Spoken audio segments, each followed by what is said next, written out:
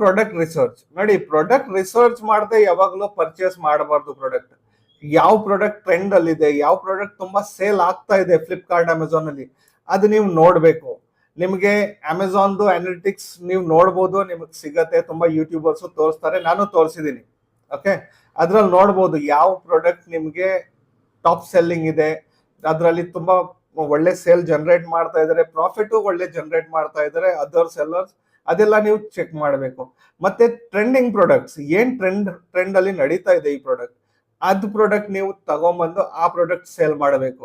ಯಾವುದೇ random product ತಗೊಂಬಂದು sale ಮಾಡೋಕ್ಕೆ ಹೋಗ್ಬೇಡಿ. ಸೇಲ್ ಬರೋದು ತುಂಬಾ ಕಮ್ಮಿ ಆಗುತ್ತೆ ನಿಮ್ಗೆ.